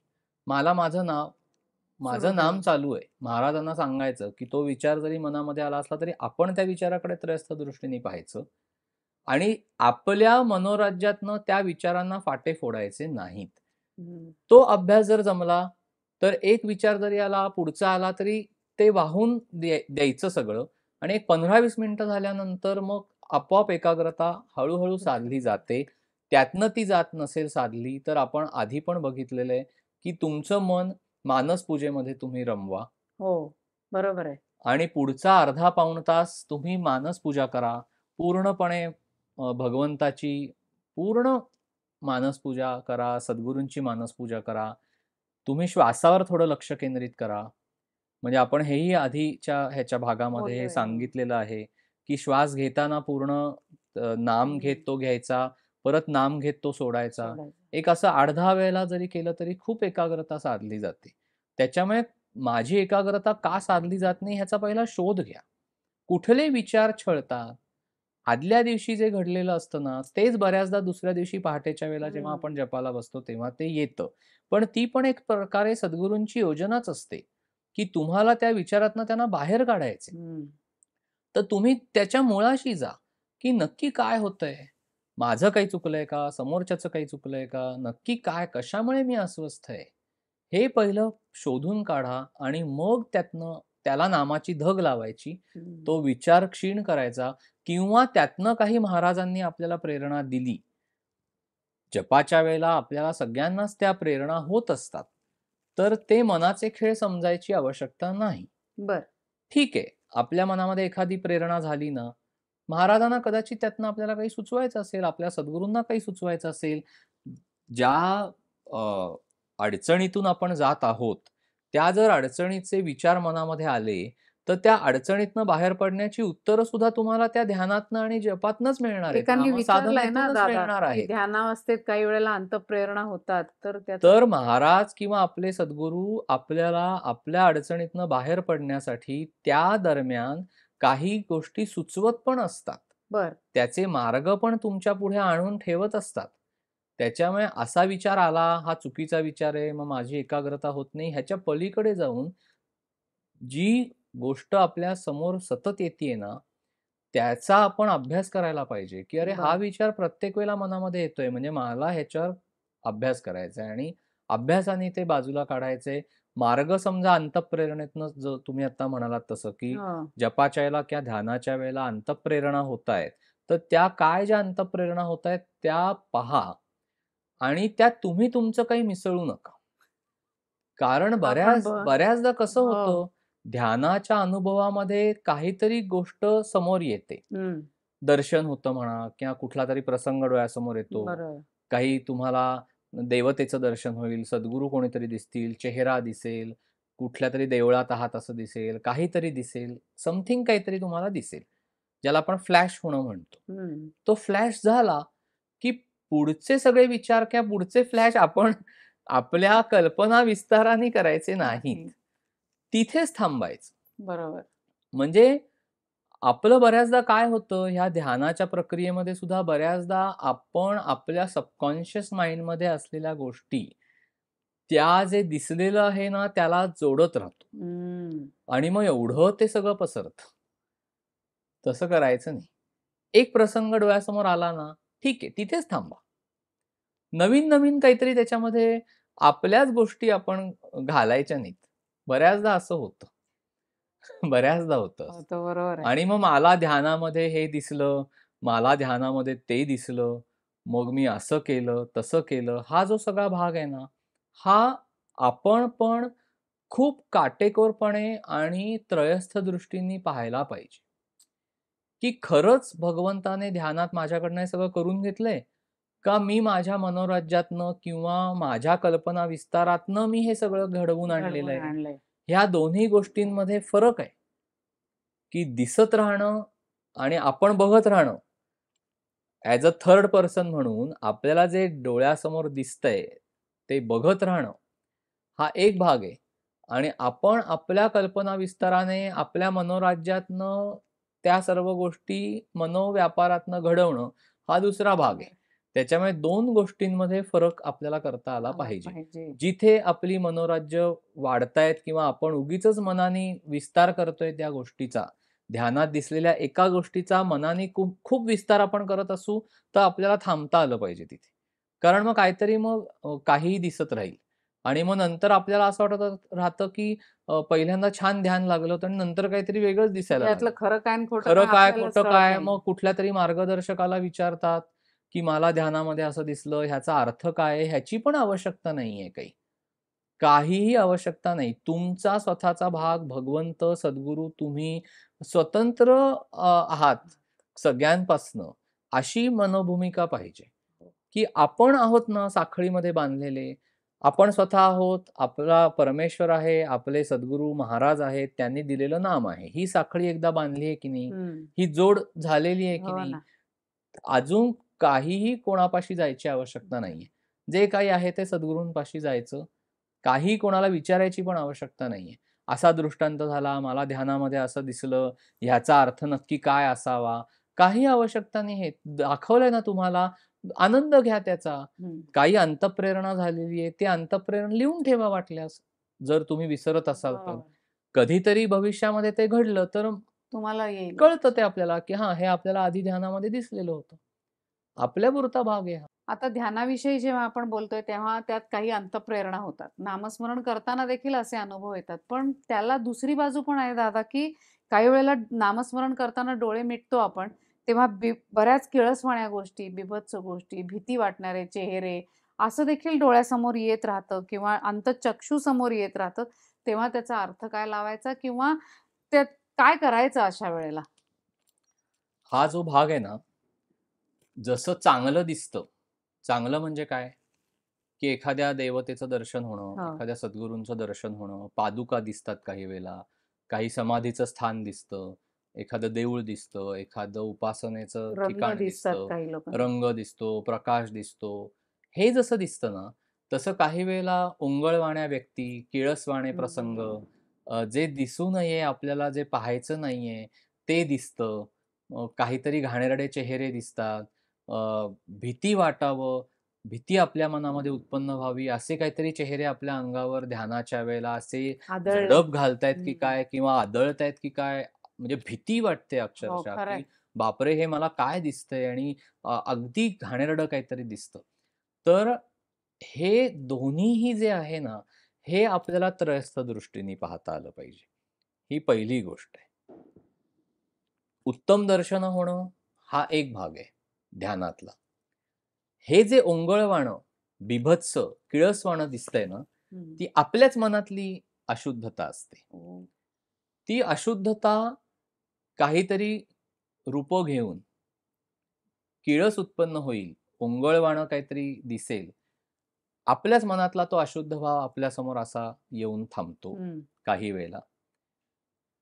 काही वेळेला बाहेरच्या सुद्धा काही ज्या शक्ती असतात, हं. सगळं ह्या जगामध्ये हो ना. त्या शक्तीसुद्धा काही वेळेला साधना मार्गामध्ये अडचण उत्पन्न करण्यासाठी सुद्धा अशा बीभत्स स्वरूपाच्या काही चित्रविचित्र आकृत्या किंवा हे असं सगळं येतं. ह्याच्या 2 गोष्टींनी ह्याचा सामना आपल्याला करता येतो. एक म्हणजे ताबडतोब सद्गुरूंना तिथल्या तिथे हाक हां. मारणे. बेंबीच्या देठापासनं ओरडायचं, की म्हणजे हे मनात हं. हो. की महाराज हे काय दिसतंय मला सगळं आणि माझं तुम्ही इथे सांभाळा मला. कारण मला भीती वाटतेय किंवा हे सगळं नाही बघायचं मला. मला हां, हे सगळं तुम्ही मला सांभाळा. हं. हे पहिलं भगवंताला आणि महाराजांना, सद्गुरूंना सांगायचं. अगदी. दुसरं हे समजून घ्यायचं, की ही आपल्याच मनातली अशुद्धता ओंगळवाणं रूप घेऊन आपल्यासमोर आलेली आहे. तर मग ती अशुद्धता म्हणजे पूर्ण शुद्ध आपण झालेलो नाही हं. आहे. तेही सद्गुरूंना सांगायचं, की ज्या अर्थी हे सगळं ओंगळवाणं, बीभत्स, किळसवाणं माझ्यासमोर येतंय, हं. तो माझ्याच मनातला अशुद्ध भाव मला आरसा दाखवल्यासारखा दिसतोय. तर त्या अशुद्धतेवर पण काम करावं लागतं. ती अशुद्धता शुद्धतेकडे जाण्यासाठी आपल्याला काम करायला लागतं. नामाची कास धरावी लागते. जेव्हा बाहेरच्या काही अशा अ, वाईट प्रवृत्ती किंवा शक्ती, निगेटिव्ह एनर्जीज ज्याला आपण म्हणूया, हं. त्या जेव्हा आपल्या साधन मार्गामध्ये काही अडचण उत्पन्न करण्यासाठी समोर येऊन उभ्या राहतात, हं. तेव्हा आपल्या सद्गुरूंवर आपली किती श्रद्धा आहे, आपला भाव किती दृढ आहे, ह्याची पण ती परीक्ष सद्गुरूंनी घेतलेली परीक्षा असू असू शकते. शकते. कारण त्यांना काही जड नाहीये. हो ना. ह्या असल्या प्रवृत्तींना फेकून देणं, हो हे ना. सद्गुरूंना काही जड नाही. त्यांच्यासाठी एका क्षणाचा भाग येतो. मुद्दामून आणून उभं करतील आणि तुमची श्रद्धा तपासून पाहतील, हो ना. की तुमचा तुमच्या सद्गुरूंवर आणि भगवंतावर किती विश्वास आहे. हा भाग आहे. आणि दुसरं, अशा वेळेला काय करायचं? महाकालीचं स्मरण करायचं. बरं. आणि महाकालीच्या हातामध्ये अग्निकुंड आहे. त्या अग्निकुंडात हे सगळं घाण घालायची. बरं. जी सगळी काही वाईट प्रवृत्ती, जे मनामधला सगळा जो अशुद्धता आहे, ओंगळवाणं, किळसवाणं, जे काही आहे ना, जी काही सगळी निगेटिव्ह एनर्जी आहे, जे काही सगळं आहे ते त्या देवीच्या अग्निकुंडात भस्म करायला घालायचं. अग्निकुंड प्रदीप्त आहे ते. त्याच्यामुळे महाकाली म्हणजे सगळ्याचा हे आहे तिच्या हातामध्ये. म्हणजे जसं महालक्ष्मी, महासरस्वती आणि महाकाली ही एकाच शक्ती स्वरूपाची हो. 3 रूपं रूप आहे. आहेत. त्यामुळे जेव्हा कधी अशा पद्धतीने तुम्हाला साधनेमध्ये काही अडचण उत्पन्न हं. होईल, तेव्हा तो सगळा अशुद्ध भाव, ती सगळी नकारात्मकता, ती सगळी निगेटिव्ह एनर्जी असं मनाने हे करायचं, की मी हे महाकाली तुझ्या त्या अग्निपात्रामध्ये, अग्निकुंडामध्ये हे मी घालतो सगळं, तू ते भस्म करून टाक. तिचं कामच आहे. म्हणजे ती महाकालीची कृपा होणं साधकावर, म्हणजे इथे कुठलाही मी परत सांगतो, की यात कुठलाही तांत्रिक उपासनेचा भाग नाही. कारण महाकाली म्हटलं, की वाह! आपल्याला असं वाटतं, की काहीतरी तंत्र, मंत्र, मंत्र. तांत्रिक उपासना. अजिबात असं नाहीये. अजिबात नाहीये. आपण अशुद्ध सगळं तिच्या अग्निकुंडामध्ये भस्म करण्यासाठी घालायचंय. अग्निकुंड दावित प्रदीप्त तुझे असं जे आहे ना, हो. महाकालीचं हे, त्यात ते घालायचं. तिची भयंकर आपल्याला महाकालीची साधन मार्गावर खूप हे होते. साथ मिळेल. साथ म्हणजे ती बघत असते आणि ती आपल्या संरक्षणासाठी धावतेच. बरोबर आहे. रामकृष्ण परमहंसांची हो. ती हे होती, उपास्य देवता होती. त्याच्यामुळे त्याच्याकडे तंत्र मार्गाने बघायचं नाही. हे परत एकदा सांगतो. हं. साधन मार्गाने तिच्यातल्या अग्निकुंडात आपल्या मनातला सगळा अशुद्ध भाव घालायचा आणि देवीला प्रार्थना करायची, की भस्म करून टाक सगळ्याचं. म्हणजे ते शुद्ध होतं सगळं. आणि हे तांत्रिक भाग नाहीच आहे. आपल्याला साधन मार्गावर पुढे जाण्यासाठी दिलेला हा एक राजमार्ग आहे किंवा उपाय आहे. महाकालीचं स्मरण करायचं अशा हां. वेळेला. म्हणजे जेव्हा कधी तुम्हाला असं होईल, तेव्हा महाकालीचं स्मरण करायचं आणि तिच्या अग्निकुंडामध्ये ते सगळं मनाने घालायचं आणि ते अशुद्ध सगळं जाळून टाकायचं. भस्म करते ती सगळं ते. हं. देवी आपल्याला सहाय्याला धावते. सायला. आता अजून एक प्रश्न नामजपाविषयी आधी बोलून मग पुढे जाऊया आपण, की हातात माळ घेतली तर काही वेळेला माळेकडे लक्ष जातं म्हणून अलीकडे बरेच लोकं मोबाईलवर टायमर लावतात. आपल्याला 50 मिनिटं साधन करायचंय, तासभर करायचंय, जे काही असेल ते. तर तसं लावून टायमर लावून साधन करणं योग्य आहे का नाही? आता काय आहे ह्याच्यात 2 गोष्टी आहेत. एक म्हणजे तुम्हाला आता तुमचा व्यवहार सांभाळायचा आहे, हं. की सकाळी समजा 7 वाजता तुम्हाला घरातल्यांचे डबे करायचे आहेत, शाळेत मुलं जातायत किंवा तुमचे मिस्टरांचा डबा, घरातल्या लोकांच्या वेळा सांभाळायच्या, तर तुमच्याकडे तेवढाच वेळ आहे. हं. आणि तुम्ही समजा 5:00-5:30 ला उठलात, तर 1 तास तुमच्याकडे आहे. आहे. टायमर न लावता प्रयत्न करा, की 7 वाजेपर्यंत घड्याळ असतं ना, घड्याळ तर खोलीमध्ये असतंच ना. त्याच्यामुळे तेवढी आणि आपण तेवढी जाग आपल्या स्वतःला पण असते. इतकं काही असं झालेलं नसतं.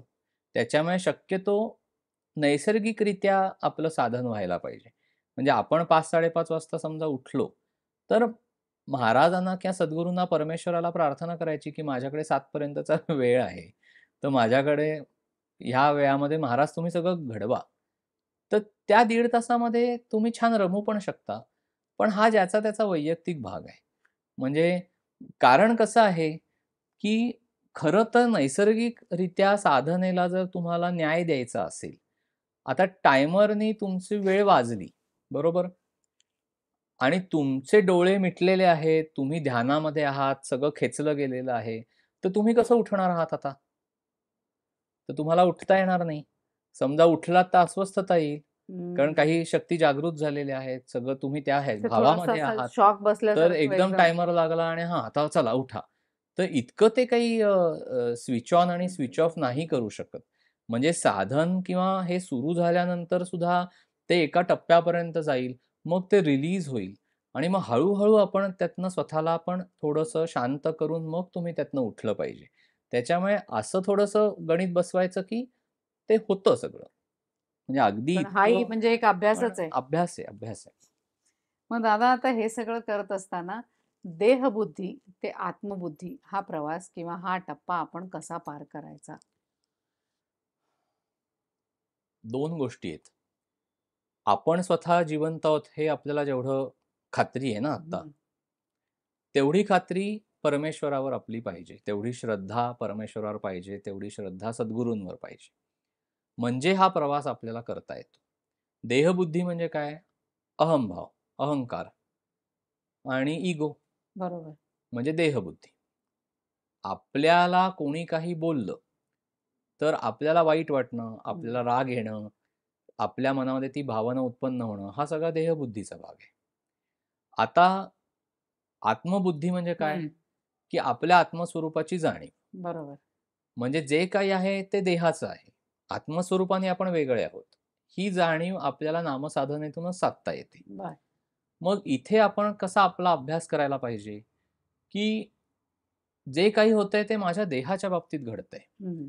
म्हणजे मी सुख उपभोगत असेन तर माझा देह ते उपभोगतोय. आत्मस्वरूप नाही. देह उपभोगतोय.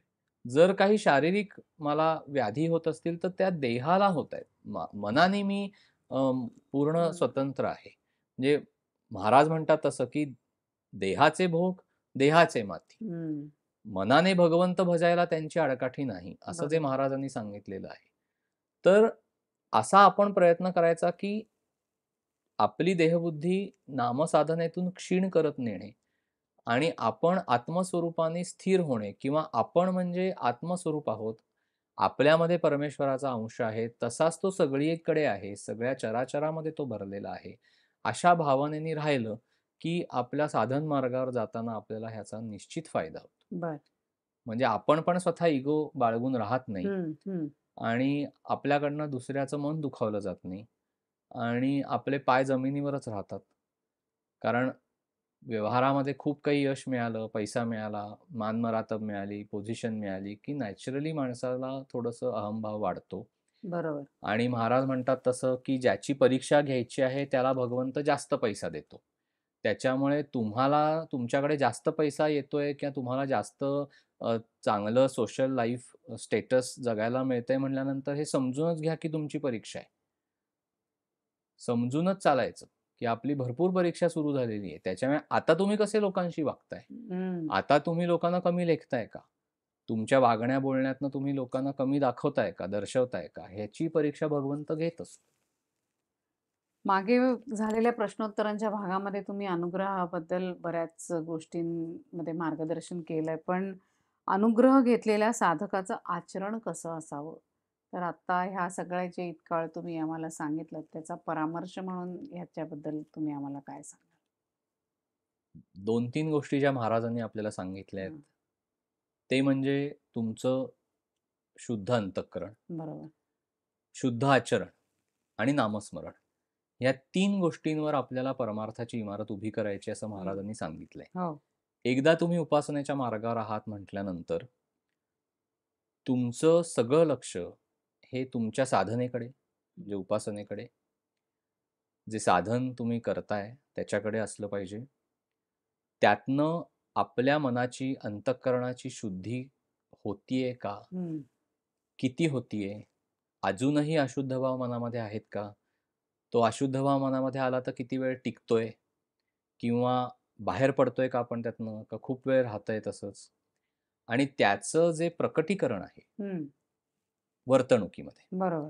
ते शुद्धतेकडे न्यायचं. त्याच्यामुळे साधकानी हे सतत डोक्यात ठेवलं पाहिजे, की आपलं साधन सांभाळणं, शुचिर्भूतता, हं.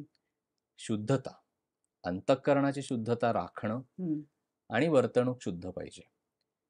माणूस म्हणून जगताना साधन करत असला तरीसुद्धा तो माणूसच आहे. त्याच्यामुळे ह्या तिन्ही गोष्टींमध्ये कुठेतरी आपल्या सगळ्यांकडूनच कधीतरी काही वेळेला चुका होतात. त्या चुका झाल्या तरीसुद्धा आपल्याला त्या चुका दुरुस्त करण्याचं बळ नामसाधनेतूनच मिळतं. ठीक आहे. राग आला, अपशब्द बाहेर पडले, विकारी भावना उत्पन्न झाली, सगळं काही होणार. आपण माणसं आहोत. त्यामुळे माणसाला जे काही सगळं हं. चिकटलेलं आहे, हं. ते आपल्याला पण चिकटलंय. बरोबर आहे. आपल्यामध्ये सगळं काही विकार आहेत. आपण काही त्याच्या पलीकडे गेलेलो नाही. हं. हे पहिलं ॲक्सेप्ट करायचं. त्यामुळे कधीतरी चुका होणार, पण 10 वेळा चुका होत असतील, तर त्या पुढे 5 वेळा, 2 वेळेला असं करत-करत ते सगळं कमी-कमी होत हं. गेलं पाहिजे. सगळं क्षीण होत गेलं पाहिजे आणि महाराज म्हणतात तसं सुधारणा एका दिवसात होणं अपेक्षित नाहीये. हं. ते नैसर्गिक नाही. हळू सुधारणा व्हायला पाहिजे म्हणजे ती लाँग लाईफ म्हणजे ती टिकते. टिकते. म्हणजे मग आता तुम्ही हे जे सांगितलंत दादा, त्यातनंच आपण देहभोग भोगत असताना नामात तल्लीन जे आपल्याला व्हायचंय, तो हा अभ्यास करूनच आपल्याला ती तल्लीनता मिळणार आहे, ती साधणार त्यातनं जो आहे. आनंद घ्यायचा आहे तो घ्यायचा आपल्याला. हां.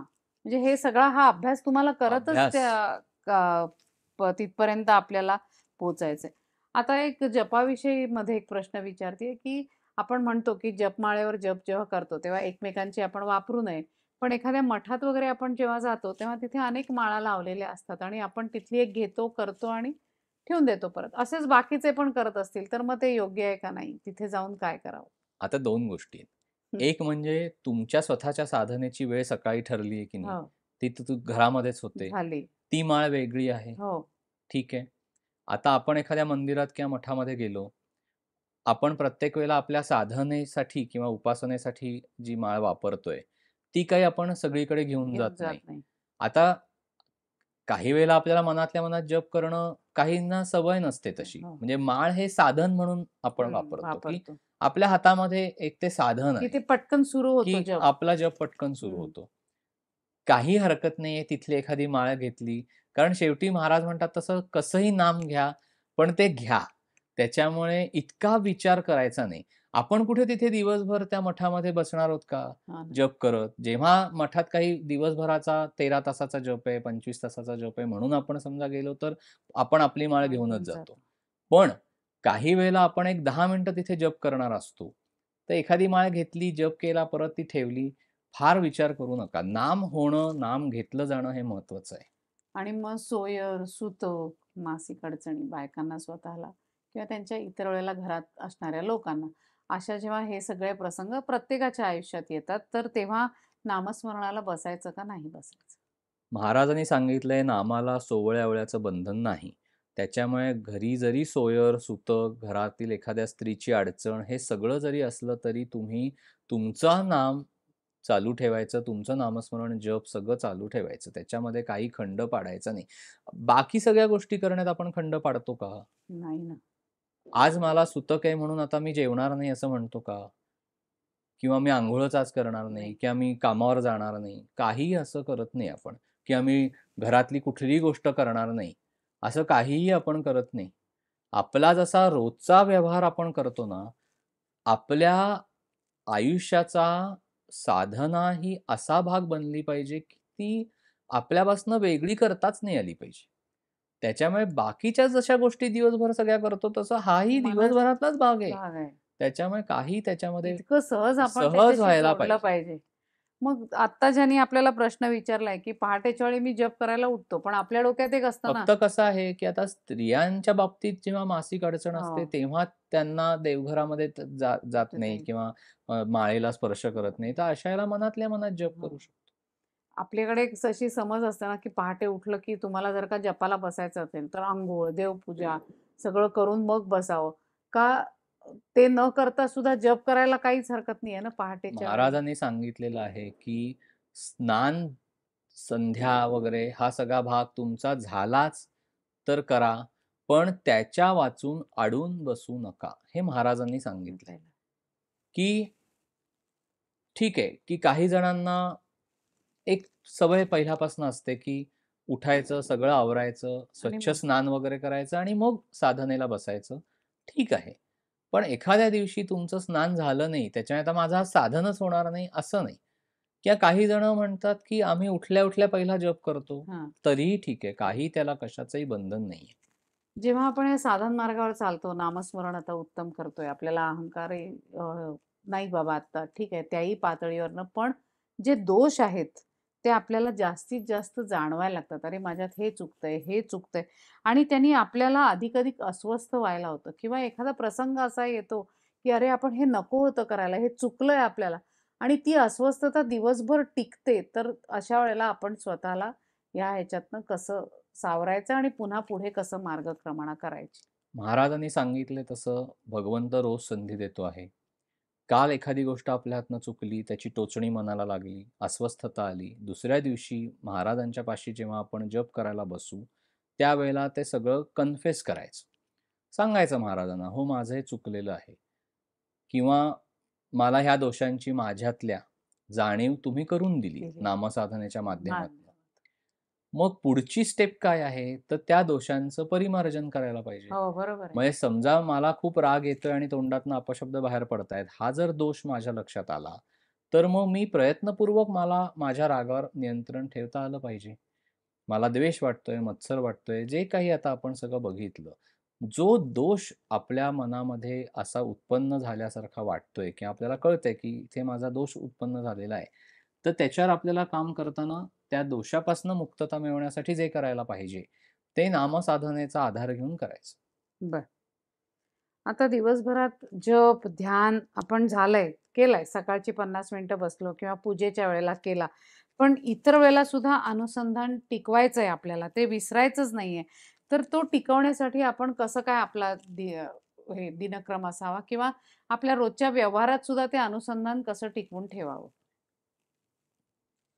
एक पहाटेचा आपला बैठकीचं आपलं नामस्मरण हो. हे झालं, की त्याच्यानंतर दिवसभर जसं समर्थ माऊलींनी म्हटलंय, "जाता येता, उठता बसता, खाता जेविता, सुखी होता, नाम विसरो ला नाही." करता. हो ना. म्हणजे कसं, की आपण स्मरण ठेवायचं.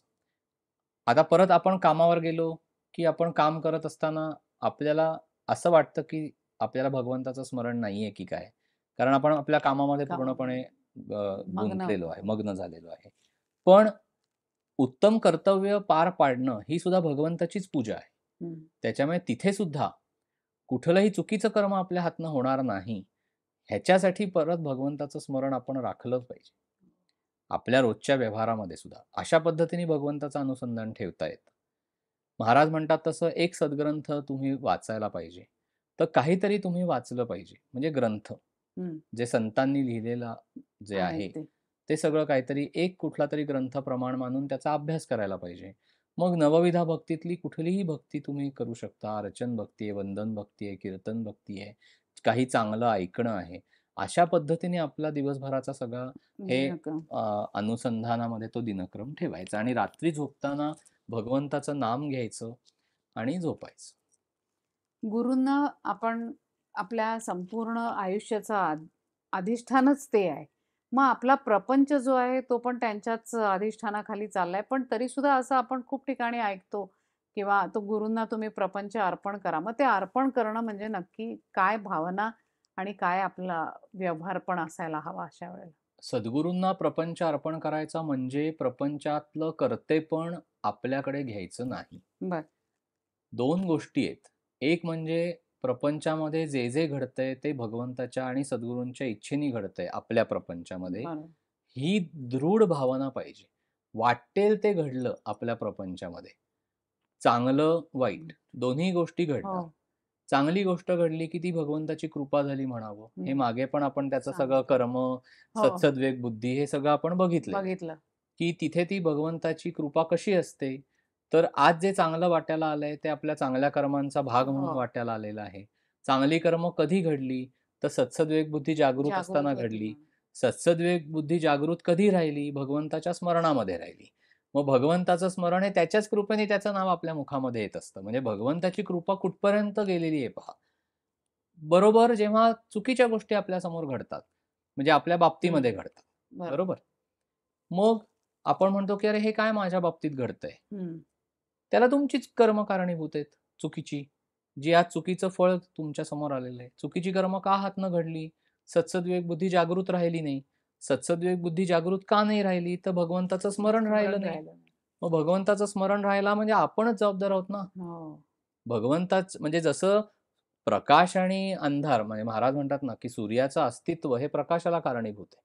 बरोबर आहे? बरोबर आहे. सूर्य जेव्हा नसतो, तेव्हा अंधार झालेला असतो. सूर्य आहे तिथेच आहे. तसा भाग येतो. भगवंताचं स्मरण तुम्ही ठेवलत, तर तुमच्या हातनं चांगली कर्म घडणार. मग तुम्हाला त्याचं फळ चांगलं मिळणार. तुम्ही भगवंताचं स्मरण ठेवलं नाहीत, कारण आपल्या स्वतःच्या प्रारब्धानीच आपण ही वेळ स्वतःवर ओढवून घेतो. म्हणजे भगवंताचं विस्मरण झालं आपल्याला, की आपल्या हातनं चुकीचं कर्म घडतं. म्हणून भगवंताच्या स्मरणाचा सुद्धा अभ्यासच पाहिजे. आणि भगवंत महाराज म्हणतात तसं फार कृपण आहे नामभक्ती देण्यामध्ये. ओह! तो नामभक्ती सहजासहजी देत नाही. तो सगळं देईल तुम्हाला. पण नामाचं प्रेम तो फार कमी देतो. त्याच्यासाठी तो तुमची भयंकर परीक्षा पाहतो. आणि जसं ताकामध्ये लोणी असतंच, ताक घुसळल्यावर जसं वर येतं, तसं नामाचं प्रेम हे नामामध्येच असतं. नाम जेवढं घुसळू आपण, जेवढं घुसळू, घुसळू तेवढं प्रेम असं बाहेर येत राहतं. आणि मग त्या नामाच्या प्रेमामध्ये आपण आपला प्रपंच करायचा. म्हणजे प्रपंचाचं कर्तेपण आपल्याकडे घ्यायचं नाही, म्हणजे त्यात आसक्ती कालवायची नाही. नाही. जे घडतंय त्याची कृपा, मनाविरुद्ध घडलं त्याची इच्छा, मनाच्या सारखं घडलं तर त्याची कृपा. आपल्याला त्यातनं सुख प्राप्त झालं, तुझ्या कृपेने सगळं होतंय. दुःख प्राप्त झालं प्रपंचामध्ये, तुझी इच्छा म्हणून मला हे भोगायला लागतंय ना, मी भोगतो. बरं. म्हणजे मी करतो असं म्हणायचंच नाही. आपण प्रपंच काही करत करत नाही. नाही. प्रपंच हा भगवंताने आपल्याला दिलाय. तो तो आपल्याला फक्त आपण करायचा. त्याच्या इच्छेप्रमाणे करत असतो. आपल्याला वाटतं आपण करतोय. पण आपण जर करत असू, त्याचं जर कर्तेपण आपल्याकडे असेल, तर मग प्रपंचामध्ये आपल्या मनासारखी प्रत्येक गोष्ट गोष्ट घडवण्याची ताकद आपल्यामध्ये आहे का? नाही. नाहीये. म्हणजे आपण प्रयत्न 100% करतो. ते सुद्धा एकाने पुढे आहे. विचारलेलं आहे. 100% पण यश प्रयत्न मिळत करून नाहीये. यश मग मग महाराज काय नैराश्य येतं. सांगतात? नैराश्य येतं. बरोबर. हो. महाराज काय सांगतात? तुम्ही तुमच्याकडनं प्रयत्न पूर्ण करा. एकदा प्रयत्न करून झाला, की भगवंताला, सद्गुरूंना सांगायचं, "मी थकलो." बरोबर? आता तुम्हाला काय करायचंय ते करा. तुम्हाला घडवायचं असेल तर घडवा, नसेल घडवायचं तर घडवू नका. मी माझं आयुष्य तुम्हाला दिलेलं आहे. हं. अशा पद्धतीने बसलं, की मग ते बरोबर सगळं घडवतं. म्हणजे ते आणि नैराश्य त्यांना आपल्याला आपल्या आयुष्यामध्ये जसं घडायला हवं, खूप सांभाळतात आपल्याला. आपल्याला कळत नसतं, की एखादी गोष्ट न घडवण्यामध्ये खूप मोठं प्रोटेक्शन ते आपल्याला देत असतात. पण त्यावेळेला आपल्याला असं वाटतं, की नाही हे माझ्या आयुष्यात घडायलाच पाहिजे. अरे पण ते घडणं तुझ्यासाठी हिताचं नाहीये. ते तुझ्या सद्गुरूंना आणि महाराजांना आणि देवाला माहिती आहे ना, म्हणून ते मुद्दामून घडवत नाहीत, तर शांत राहा. घडत नाही ना एखादी गोष्ट, तर उगीच जीवाचा आटापिटा करू नको. सोडून दे ना नियतीवर. प्रारब्धावर सोडून द्यायचं. अजिबात ह्याच्या मागे लागायचं नाही. Let the things happen in their own way. सद्गुरू जसं आपल्याला हे करतील, महाराज जसं आपल्याला ठेवतील ना, तसं आपण राहिलं पाहिजे. हे असलं काही होत नाही. मनात विचार आहेत. याच अनुषंगाने एक अजून प्रश्न आहे, की साधन न करणारी माणसं. मगाशी तुम्ही म्हणालात दादा, की कंपॅरिझन नको कुठल्याही बाबतीत. पण तरी मानवी वृत्तीला हा एक विचार येतो, की साधन न करणारी माणसं, चुकीची कर्तव्य करणारी माणसं आपल्याला आत्ता सुखात दिसतात आणि आपण खरोखर एखाद्या व्यक्तीला पापभीरू म्हणून ओळखत असतो. पण त्या माणसाच्या वाट्याचं दुःख किंवा नैराश्य किंवा त्याला आलेले प्रसंग ते काही सरता सरत नाहीत त्याच्या आयुष्यातनं. त्याला आपण काय कसं म्हणजे हे करणार आता? काय आहे, आत्ता असं का होत असतं म्हणजे? 2 गोष्टी आहेत आपण बघितलं तसं. दिसतंय डोळ्याला, की एखादा माणूस स्वैराचारी वर्तन करतोय, हं. चुकीचं वर्तन करतोय, चुकीच्या मार्गाने पैसे कमवतोय. तो प्रामाणिकपणे वागत नाहीये. नाहीये. आज हीच माणसं जगामध्ये आपल्याला सुखी असलेली दिसतात. ती सुखी असतात का? हे त्यांना जाऊन विचारलं विचारा. पाहिजे. ही पहिली गोष्ट. बरोबर. आपल्याला काय दिसतं? आपल्याला काय माहितीये, की तो माणूस त्याचं हे सगळा डोलारा जो त्यानेच उभा केलाय चुकीच्या कर्मातनं, हो. त्याचे भोग त्याला भोगायला लागतच असतात. आपल्याला असं वाटतं, की तो फार सुखी आहे. हं. तो बसलेला आहे. तो सगळ्या कर्मांची मापं सगळ्यांच्या पदरात बरोबर घालणार आहे. त्याच्यामुळे आज आपल्याला असं वाटलं, की अरे भरपूर पैसा कमवतोय, चुकीच्या मार्गाने कमवतोय, पण बंगल्यामध्ये राहतोय, Mercedesमधनं हिंडतोय. काय कमी आहे त्याला आणि आमचं बघा, आम्ही इतकं प्रामाणिकपणे राहतोय. त्याची कर्म जर तो चुकीचं ठीक आहे, मागे काही त्याने केलं असेल, त्या प्रारब्धवशात त्याला चांगले भोग आलेत त्याच्या वाट्याला. हं. पण सत्सद्विवेक बुद्धीचा वापर तो करतोय का? नाही करत आहे. तो चुकीच्या मार्गाने पैसे कमवतोय, चुकीची वर्तणूक करतोय. तर इथे सत्सद्विवेक बुद्धीचा वापर तो करत नाहीये. तो जर वापर केला असता, तर त्याला कळलं असतं, की आपण हे चुकीचं वागतोय. लोकांना लुबाडतोय, चुकीच्या मार्गाने सगळ्या गोष्टी करतोय. इथे त्याला भगवंत जरी तो भजत असला ना, तरी सुद्धा भगवंताला कळत असतं ना, की तू चुकीच्या मार्गाने जातोयस ना, तुला तुझं फळ भोगावंच लागणार आहे. त्याच्यामुळे आपण अजिबात ह्या गोष्टींनी मनाला निराश करून द्यायचं द्यायचं नाही, नाही. की आज मी प्रामाणिकपणे वागतोय, मी चांगल्या मार्गाने जातोय, मी चांगल्या मार्गाने पैसा पण कमवतोय, पण माझ्या बाबतीत असं का? ठीक आहे. आपल्याला मागचं काही आपलं माहिती आज नाहीये. आपलं फेडणं चाललेलं असेल, म्हणून प्रारब्धवशात ही वेळ आपल्यावर आली असेल. पण महाराज म्हणतात तसं, की एखाद्याकडे पैसा कमी आहे, म्हणून त्याने असं समजू नये, की आपली अब्रू कमी आहे. हां. करेक्ट. तुमचं व्यक्तिमत्व कसं आहे? तुम्ही चांगल्या पद्धतीने वागताय, चांगल्या पद्धतीनेच संपत्ती कमवताय. बरोबर. लक्ष्मी सुद्धा वाजत-गाजत आली पाहिजे हो. ना. ती मागच्या दाराने नाही आली हं. पाहिजे. ती सगळ्यांच्या समोरनं वाजत-गाजत आली पाहिजे. भले कमी येतील पैसे तुमच्याकडे, पण तुम्हाला शांत झोप लागते. हं. प्रामाणिक जो माणूस राहतो ना, त्याने अजिबात दुसऱ्याबरोबर तुलना करू नये. आपलं साधन छान चाललंय ना, आपल्याला महाराजांनी 2 वेळेला जेवायला कमी केलेलं नाही ना आणि कपडा-लत्ता व्यवस्थित दिलाय ना, आज आपण समाजामध्ये मान वर करून जगू शकतोय ना, ह्याच्यामध्येच आपण श्रीमंत आहोत असं समजावं. हं. आणि ही खरी गोष्ट आणि आहे. महाराजांनी हे सांगितलेलं आहे, की अब्रूने जगता यावं. खरं आहे. पोराबाळांचं छान करता यावं, अब्रूनी जगता यावं. इतका पैसा जवळ असला, की तो मनुष्य श्रीमंत श्रीमंत समजावा. आणि आपल्याकडे ही सगळी श्रीमंती आहे. आहे. आपल्याजवळ महाराज आहेत. म्हणजे आपण आपण श्रीमंतच छान आहोत. वाटेवर चाललेलो आहे. हीच आपली श्रीमंती. श्रीमंती आहे. अजिबात दुसऱ्याच्या ह्याच्याकडे कारण तो कधी काय भोगेल आणि कधी त्याला मोठा हे बसेल, काही सांगता येत नाही. आता मागच्या वेळेला सुद्धा आपण एकाने हा आपल्याला प्रश्न विचारला होता, ह्याचं आपल्याला उत्तर तुम्ही महाराजांच्या तत्त्वज्ञानानुसार दिलं होतं. त्याच अनुषंगाने असा एक प्रश्न आहे, की आपण जेव्हा आपले प्रारब्ध भोग भोगत असतो, तेव्हा महाराजांना नाही का हो वाईट वाटत, की मी सगळं साधन करतोय, अनुग्रह घेतलाय, तुम्ही सांगितलं तसं नामस्मरण करतोय, तरी माझ्या वाट्याला भोग भोगायला येतात. आणि मग त्यावेळेला आपण म्हणतो, की आपले महाराज आपल्याबरोबर असतात. मग त्यांना नाही का हो वाईट वाटत, मी हे किती दिवस भोगायचं? असा त्या व्यक्तीला पडलेला हा प्रश्न आहे, की महाराज माझ्याजवळ कमी असताना सुद्धा मी हे भोगतोय म्हणजे माझी साधना कमी पडतेय, माझा अभ्यास कमी पडतोय, तर मग मी हे कसं आता ह्या दोन्हीचा मेळ घालून पुढे जायचं?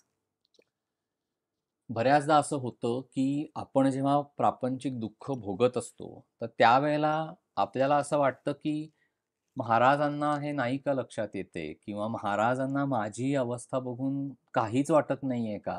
म्हणजे एवढा अनुग्रह झालेला आहे किंवा मी महाराजांचा आहे, मी त्यांना आवडेल असं नाम घेतोय भगवंताचं. मग महाराजांना माझी का दया येत येत नाहीये नाहीये. किंवा का भगवंत असा रुसून बसलेला आहे किंवा मी हे भोग किती दिवस भोगायचे आहेत?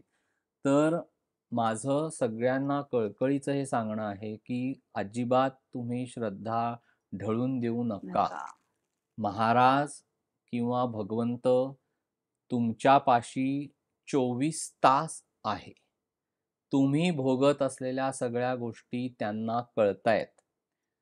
महाराज म्हणतात ना, की माझ्यामध्ये जर काही हे असेल, काही कमतरता किंवा काय महाराजांनी तो हे वापरलेला आहे, की मला दुसऱ्याचं दुःख पाहावत नाही. हं. हेच माझ्यामध्ये हे आहे, असं महाराज म्हणतात. त्याच्यामुळे महाराजांना दया येत नाही का, असं दया म्हणू सिंधू नका. आहेत ते ते. दया सिंधू आहेत. त्यांना आपलं दुःख नाही पाहावत. पण काय आहे, ही दुःख परंपरा आपल्याच कर्मातनं उत्पन्न झालेली असल्यामुळे आणि साधन कमी पडतंय का? तर जन्मोजन्मी काय साधन केलंय आणि चुकीच्या कर्मातनं उत्पन्न झालेल्या चुकीच्या गोष्टींचं परिमार्जन होण्यासाठी त्यातलं किती साधन खर्ची पडलंय, हे आपल्याला माहिती नाहीये. आपल्याला काही ते अंतर्ज्ञान नाहीये. त्याच्यामुळे आपल्या हातामध्ये एकमेव गोष्ट आहे, की जे काही प्रारब्ध भोग वाट्याला आलेला आहे, तो शांतपणे सहन करणे.